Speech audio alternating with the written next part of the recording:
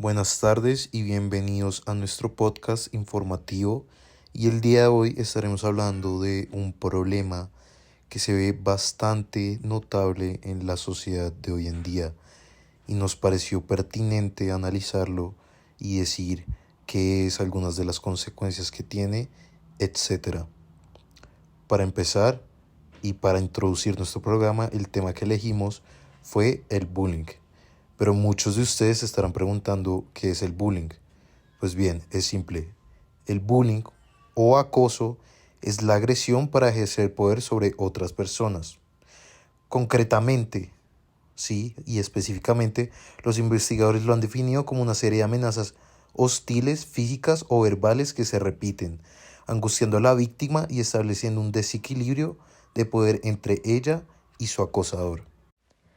Las personas que realizan bullying, en la mayoría de casos, no alcanzan a dimensionar el impacto tan fuerte que se tiene en los demás, pues esta situación altera los estados de ánimo y modifica la forma de sentir y visualizar el entorno de las personas que han sido afectadas con este tipo de actos.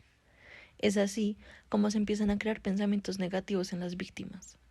Con esto se tienen problemas de concentración en estados de la vida personal, depresión y ansiedad, el cual es una situación difícil de afrontar y que requiere de mucho tiempo y tratamiento. Dificultades para dormir, aislamiento social. Esto se debe a que la persona tiende a crear desconfianza y aleja en momentos a los demás por el efecto y la sensación que se crea en el inconsciente. Es un sentimiento de culpabilidad y alerta. Se crean temores de volver a pasar por estas situaciones. Por esto es que la gente se tiende a aislar y a crear este tipo de tendencias. En cuanto a la prevención del bullying, lo más importante es la educación en el hogar y en las aulas de clase. Por esto, fomentar la empatía y la solidaridad de los alumnos es el punto clave para prevenir el acoso, pues entender los sentimientos ante el maltrato es la primera barrera que se crea para poder evitarlo. Asimismo, es importante que el tema del bullying sea abordado en las aulas de clase, pues los jóvenes concientizados tienen mayores capacidades y herramientas para actuar frente a estos problemas. Por ejemplo, si un estudiante concientizado se enfrenta a una situación de acoso, es más probable que apoye a la víctima. Esto debilita la posición del bully y fortalece la de la víctima al estar acompañada. En resumidas cuentas, lo más importante para la prevención es la educación. Un estudiante capaz de ponerse en los zapatos de los demás no hará daño a sus demás compañeros.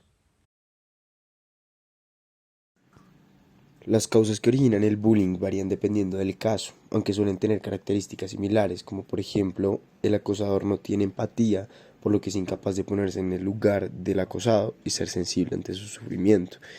Es importante revisar el origen de la violencia del acosador, que puede ser causada por diversos factores, pero los principales son los problemas sociales o familiares, que provocan que el niño desarrolle una actitud agresiva y que en la adolescencia sea violento. En muchas ocasiones, los acosadores son personas que también han sido acosadas. Otros factores que pueden influir en la conducta del niño podrían ser situaciones socioeconómicas desfavorables en casa, poca organización en el hogar o tensión entre los padres. También influyen factores relacionados con el colegio y los profesionales que allí trabajan, que pueden ejercer cierta presión constante en los niños.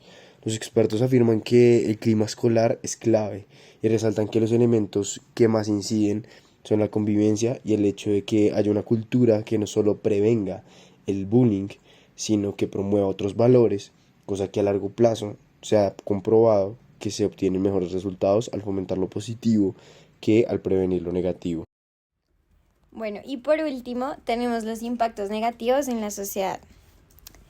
La principal afección del bullying es sobre la comunidad educativa, ya que deteriora su convivencia.